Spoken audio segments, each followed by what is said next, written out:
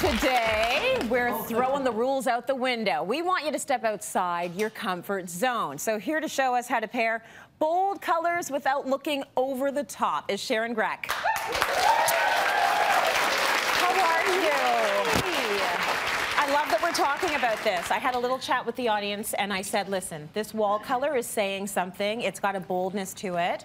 It's a bold audience. A few of them said, 100% I would try this. Me, I need to be a little bit more convinced because it is stepping outside of the box. Yeah, so when we say bold colors, people automatically think, you know, red, green, yellow. Like you get these images in your mind and you think, I can't use that in a home. So we're going to kind of talk about how you can, where you can put the strong colors and maybe where you want to tone things down, and then you get that perfect look that you can still live with. Because you want to have bold colors, but you want to be able to live with it. Yes, and I think a lot of us think, I don't want to be repainting the wall every year. So let's make it a color. I'd be happy if you did. You love that. But exactly, and I think we've been, like a lot of designers, we've been seeing minimalists for so long, and I think we're ready to shake things up a bit. We want to still keep things minimal in what we have and what we own and how we present it, but color is a nice way to introduce into a minimalist look that, you know, kind of just adds a bit more personality to it. So I agree.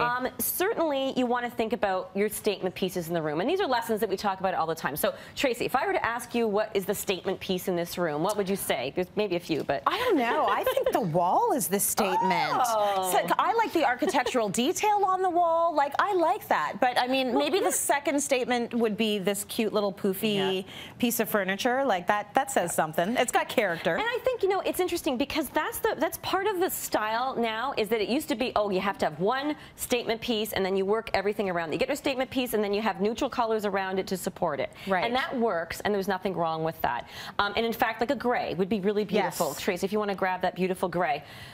This is a beautiful gray. It would look really nice on the wall, but it doesn't sort of say anything for those statement pieces. So you want to take, you want to sort of think about how to get away from the gray. And I actually tried really hard to make a set without gray.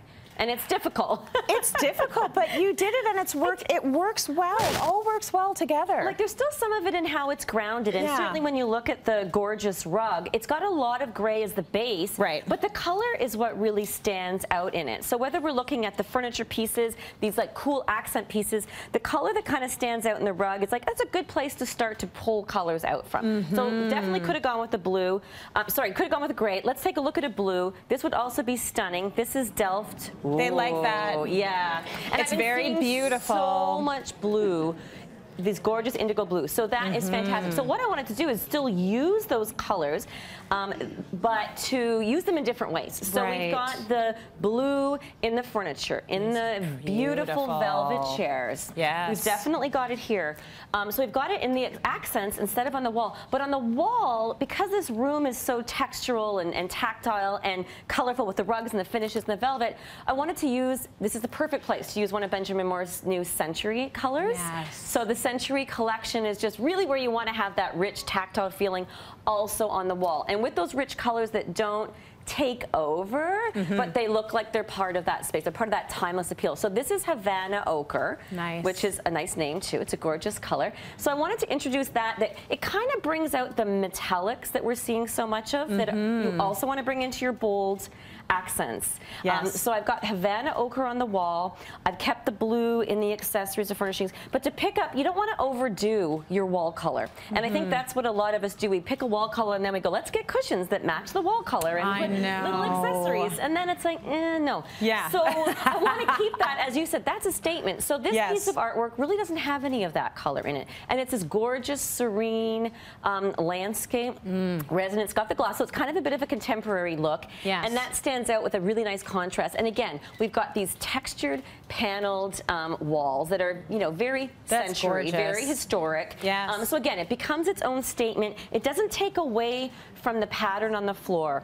So we've got our blues, but I've also changed the value of the blue. So I don't actually have a lot of color happening. I've got that strong blue there. We played with a lighter blue, so you want to mix your lighter value. So I've got the lighter blue in the throw. There's a mix of blue and dark blue and even sort of a graphite color there. And again, lots of blue in the sky. So we've layered the color blue.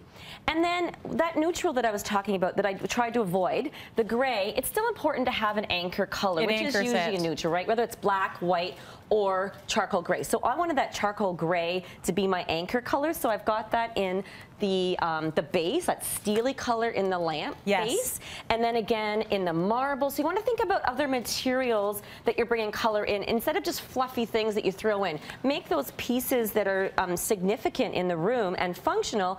Think about the color that those are. So they're fulfilling two purposes. Exactly. They're adding to your color story, but they're also adding function. I'll also add with that color, there's a really nice muted sort of. It's muted. It's a muted color, so it's bold, but it's muted.